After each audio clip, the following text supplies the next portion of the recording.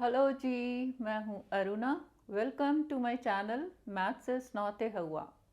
हम कर रहे थे चैप्टर नंबर 8 कंपेयरिंग क्वांटिटीज़ यानी कि राशियों की तुलना, क्लास 8 का एनसीईआरटी से।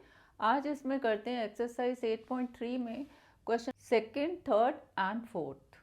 सेकंड क्वेश्चन है, कमला borrowed rupees 26,400 from a bank to buy a scooter at a rate of 15% per annum compounded yearly। Bank से लोन लिया कितना 26,400 और रेट दिया 15% पर एनम, और ये भी दिया कि this is compounded yearly. What amount will she pay at the end of 2 years and 4 months to clear the loan? उसने लोन ख़त्म करना है 2 साल और 4 महीने में, तो कितना उसको देना पड़ेगा।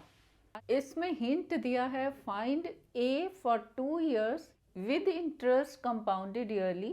पहले 2 साल का निकाल लो कंपाउंडेड ईयरली के हिसाब से, and then find simple interest on the second year amount for 4/12 years। Kamala ने एक स्कूटर खरीदने के लिए किसी बैंक से 26,400 15% वार्षिक दर से उधार लिए, जबकि ब्याज वार्षिक संयोजित होना है। 2 वर्ष और 4 महीने के अंत में उधार चुकता करने के लिए उसे कितनी राशि का भुगतान करना पड़ेगा। संकेत दिया है कि ब्याज को वार्षिक संयोजन करते हुए पहले 2 वर्ष के लिए निकाल लो ए का अमाउंट, और दूसरे वर्ष की कुल राशि पर 4/12 वर्ष का साधारण ब्याज ज्ञात कीजिए। इसमें हिंट दिया भी हो सकता है और नहीं भी। हम सीधा सीधा देखते हैं। देखो, कमला बोरोड दिस मच, जितने उसने बोरो किए, शुरू में उधार लिए, वो क्या है, प्रिंसिपल, मूलधन 26,400। उसके बाद to buy a scooter at a rate of, rate दिया, रेट कितना, 15% per annum compounded yearly, means interest here is compounded yearly. ये किस लिए दिया होता है कि फॉर्मूला में हमने देखना है कि रेट और टाइम चेंज होना है कि नहीं। ईयरली में कुछ चेंज नहीं होता, जबकि अदर देन ईयरली है तो उसमें हम रेट और टाइम चेंज करते हैं। और क्या दिया है, व्हाट अमाउंट विल शी पे एट द एंड ऑफ, जो अमाउंट एट द एंड होता है ए, वो हमें निकालना है। Eight the end of 2 years and 4 months, 2 years and 4 months क्या हो गया, टाइम पीरियड। ये मुझे दिया है इंटरेस्ट कंपाउंडेड ईयरली है, तो कंपाउंड इंटरेस्ट का फॉर्मूला लगना है। That means A is equal to P into 1 plus R/100 raised to power n। ये फॉर्मूला लगाना है जो कि ईयरली का होता है, जिसमें R और T को हमें कुछ चेंज नहीं करना। अब हम इसमें वैल्यूज डालते हैं। A is equal to P कितना है, 26,400, 1 प्लस R कितना है, 15, 15/100 रेज टू पावर n।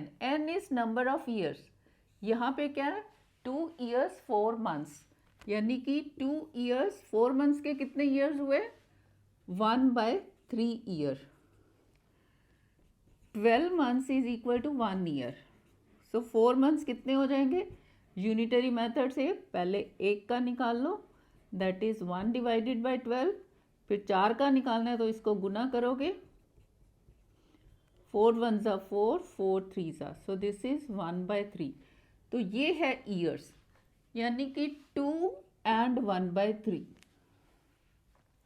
अब फ्रैक्शन का हमें नहीं पता कैसे निकालना है, तो उस केस में हम क्या करते हैं, पहले जो पूरा है, जो होल है, इस फॉर्मूला से हम पहले 2 साल का निकाल लेंगे। उसके बाद वो जो अमाउंट आएगा जिसमें कि इंटरेस्ट इंक्लूडेड होगा, अमाउंट में इंटरेस्ट इंक्लूडेड होगा, उस अमाउंट को प्रिंसिपल बनाकर अगले पीरियड के लिए, अगला कौन सा पीरियड है, 1/3 year, उसका इंटरेस्ट कैलकुलेट कर लेंगे। तो आप स्टेप बाय स्टेप चलो, यहाँ तक पहुँच जाओ। अगर हिंट नहीं भी दिया तो तो हमें पता है इसको कैसे कैलकुलेट करना है। जब भी मंथ्स दिया होगा तो आपको उसको ईयर में ज़रूर कन्वर्ट करना है। क्यों? क्योंकि रेट जो होता है 15% पर एनम दिया है। Per annum is per year, तो यहाँ पे टाइम की जो वैल्यूज होंगी सारी ईयर्स में आएंगी। तो अब हम पहले 2 ईयर्स का निकालते हैं। Amount at the end of 2 years is equal to 26,400 1 plus 15 by 100 raise to power 2। 1/3 का बाद में निकालते हैं। सो दिस इज 26,400, इसको मैं लिख सकती हूँ 1/1। सो ये आ गया एलसीएम, ये आ जाएगा 100 plus 15 raise to power 2। This is 26,400 115 upon 100 raise to power 2 means इसको 2 बार गुना कर दो। ये 2 0 गए, यहाँ से 5 से चला जाएगा 5 2 0, 5 2 सा 10, 5 3 सा, फिर से ये जाएगा 5 4 और यहाँ से 5 से 2 3, ये 4 से चला जाएगा 4 1 सा 4 6 सा 24, फिर से 4 6 सा 24। सो दिस इज 66 इंटू 23 इंटू 23। इसको देख लेते हैं कितना आ रहा है। पहले 23 इंटू 23 कर लेते हैं। 9 6 4 9 2 5, फिर इसको मल्टीप्लाई करना है 66 से। 6 9 सा 54, 5 6 2 सा 12 एंड 5 17, 1 6 5 सा 30 एंड 1 31। यहाँ पे फिर से यही आ जाएगा 41943। This is 34,914 rupees. ये क्या है? Amount at the end of 2 years, है ना। इसको फिर हम ले लेते हैं principal for next period. Next period कौन सा है? 1/3 of the year. So this is P3 कर देते हैं इसको। ये 2 था at the end of 2 years and this is for the 3rd year. 3rd year में हमने सिर्फ 1/3 ईयर लेना। तो अब हमने सिर्फ 1/3 ईयर इतने ही पीरियड का निकालना है। इतने ही पीरियड का निकालना है तो क्या करते हैं? Simple interest. So simple interest for 1/3 year last का, ये कितना हो जाएगा? क्या फॉर्मूला है? P into R into T by 100। P कितना है? P is this into R वही है 15%, इंटू टी कितना है? Time period. Time period is 1/3 year, जो कि 4 मंथ्स था, उसका हमने निकाला 1/3 डिवाइडेड बाय 100। इसको सॉल्व कर लेते हैं। ये 3 5 सा हो गया, 5 20 हो गया। अब ये 2 से चला जाएगा 10, 2 1 सा 2 7 सा 2 4 सा देन 2 5 सा देन 2 7 सा 17 4 5 7 17 4 5 7 डिवाइडेड बाय 10।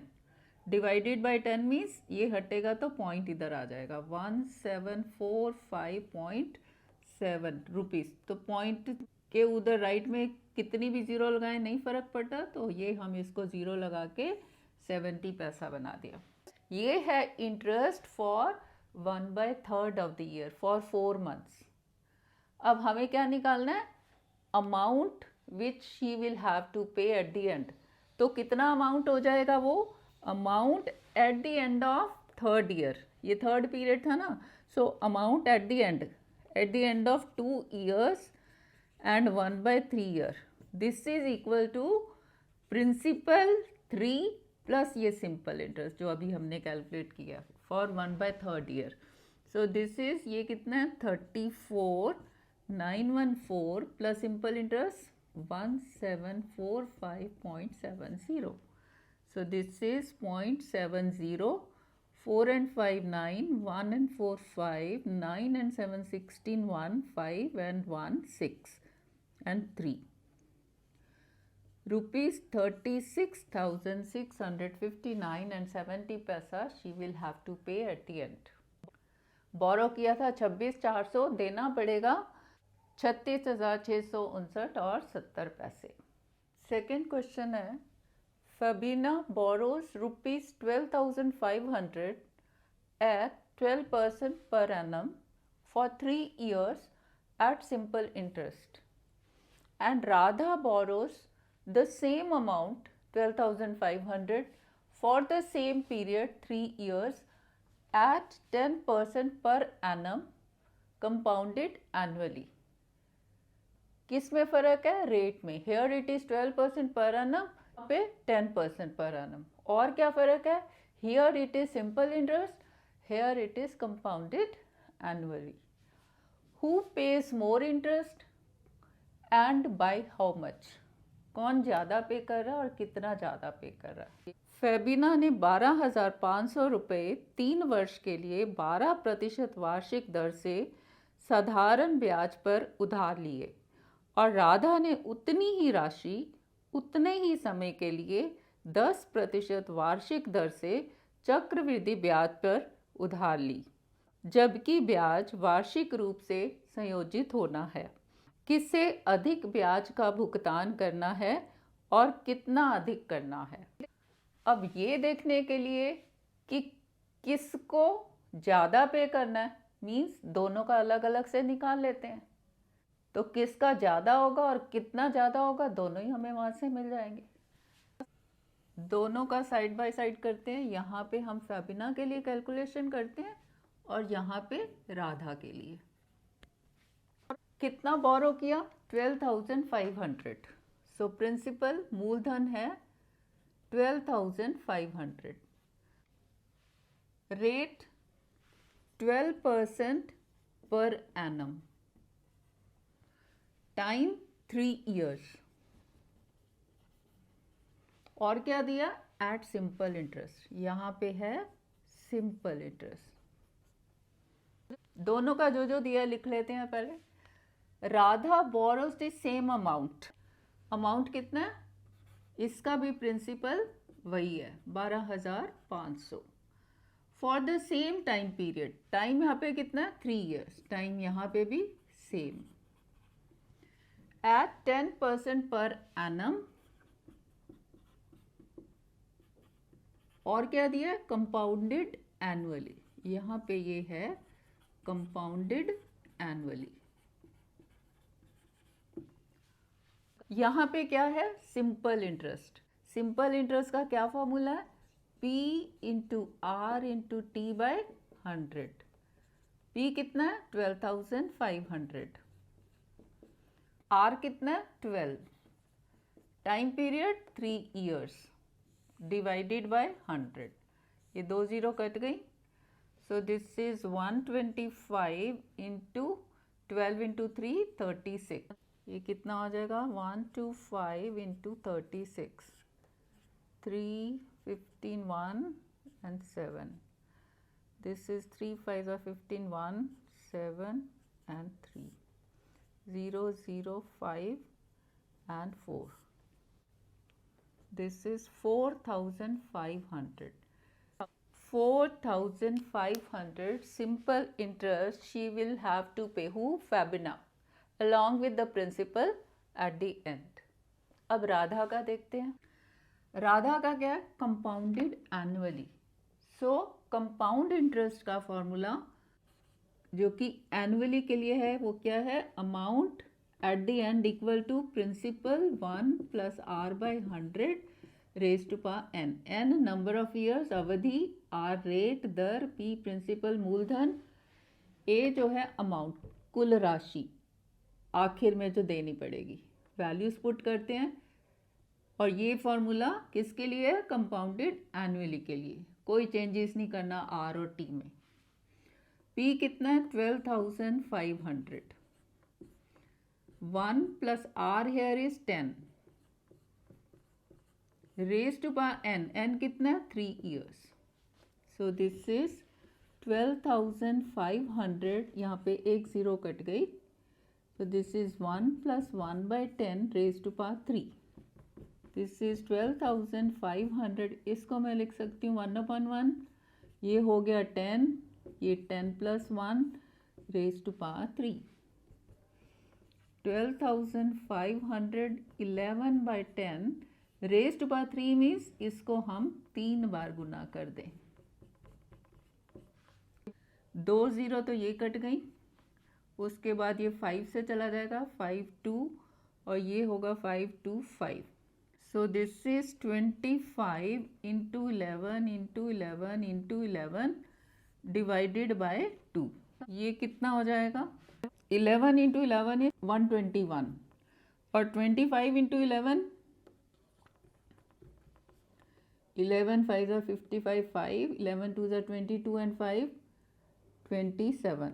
इन दोनों को मल्टीप्लाई करते हैं. 2 7 5 0 5 1 2 2 are 4 and 1 5. फिर 275.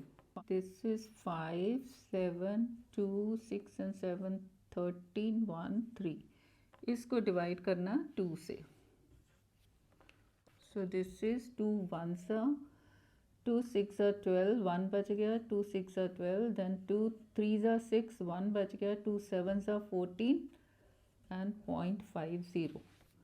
Rupees 16,637 50 पैसा Radha will have to pay at the end.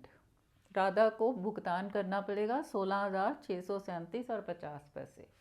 तो अब हम देखते हैं फेबिना को कितना पे करना पड़ेगा.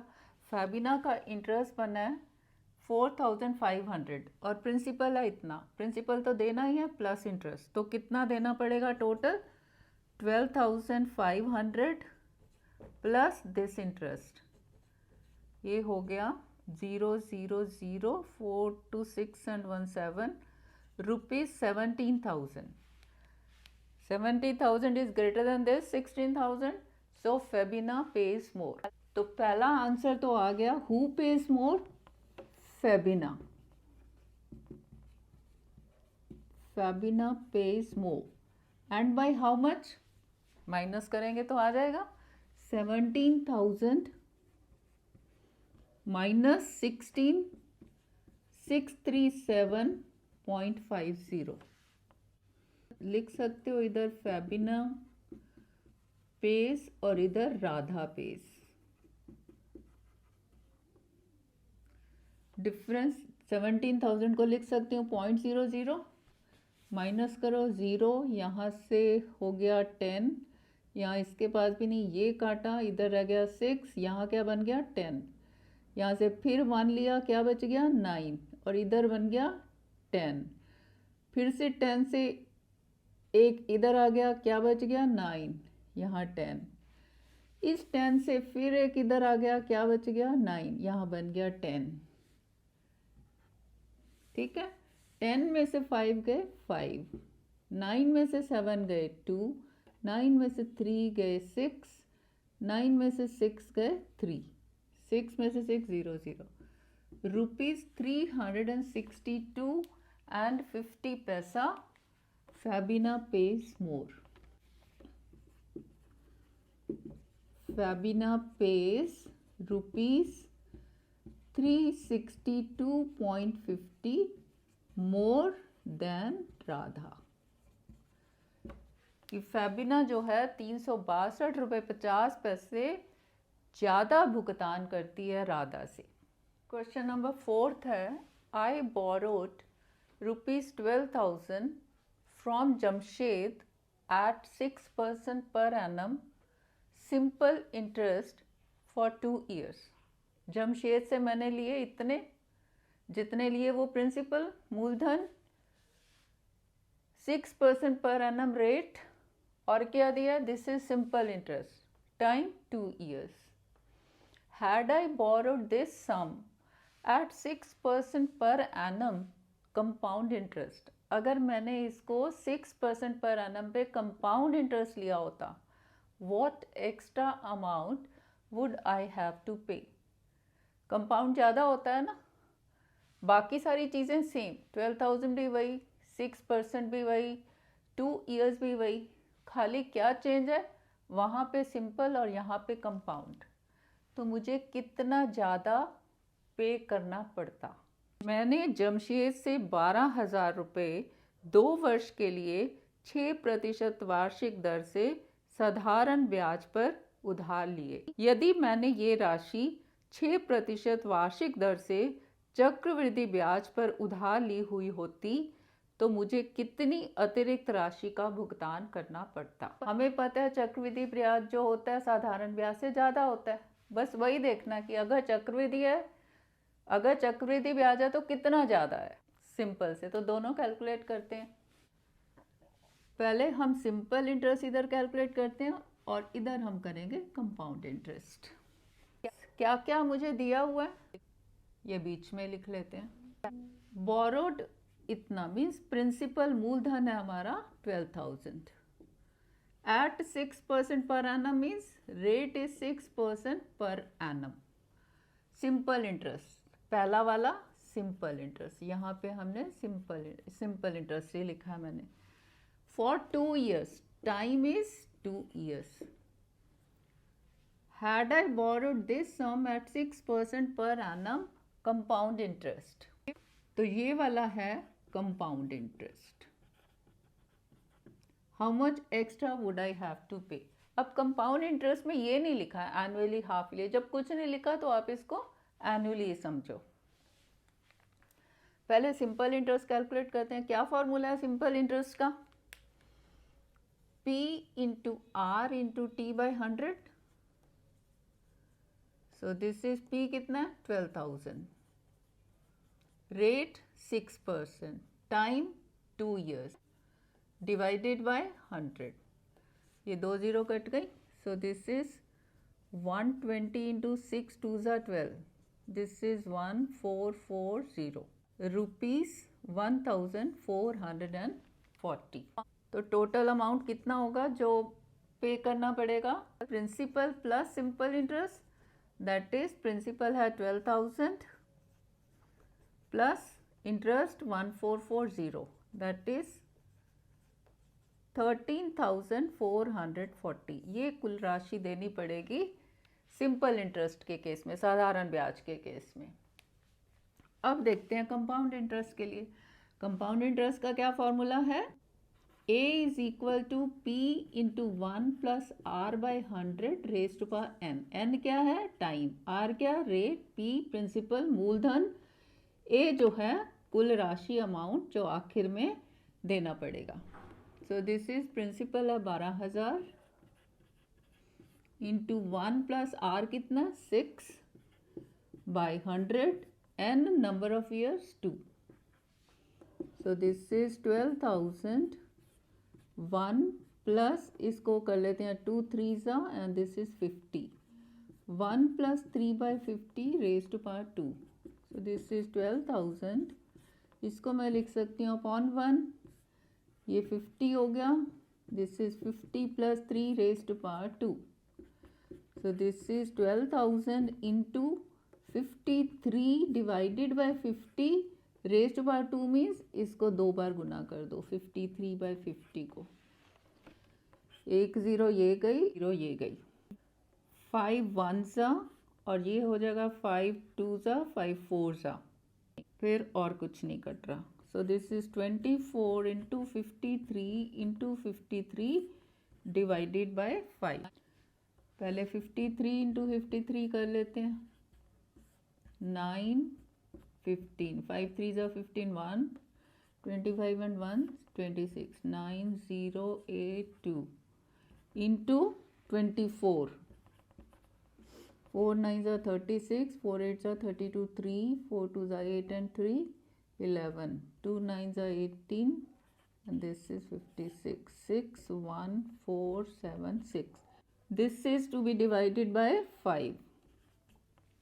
So this is equal to 5 1 ज़ा 1 बच गया, 5 3 ज़ा 15 2 बचा, 5 4 ज़ा 20 4 बच गया, then 5 8 ज़ा 40, then 5 3 ज़ा 15 1 बचा, 5 2 ज़ा 0, रुपीज़ 13,483 20 पैसे। तो क्या निकालना है? What extra amount. तो एक्स्ट्रा अमाउंट कैसे निकलेगा? इसको 1 कर देते हैं और इसको 2, यहाँ बीच में लास्ट में नीचे लिखोगे, यहाँ जगह नहीं है तो मैं बीच में लिख रही हूँ। Extra amount which I will have to pay, I would have paid is equal to 1 minus 2। ये कंपाउंड इंटरेस्ट वाला कैलकुलेशन है, ये सिंपल वाला। सो दिस इज 13,48320 माइनस दिस 13,440। इसको मैं लिख सकती हूँ 0.00 माइनस कर दो 34 रुपीज 43 and 20 पैसा। I would have paid more if it was compound interest instead of simple। मुझे 43 रुपये और 20 पैसे ज़्यादा देना पड़ेगा अगर ब्याज चक्रवृद्धि ब्याज है बजाय साधारण ब्याज के। इस वीडियो के लिए इतना ही। उम्मीद करती हूँ सब समझ में आ गया होगा। इफ़ यस तो लाइक कर दो वीडियो, और नए हो तो सब्सक्राइब कर दो। Thank you, thanks for watching.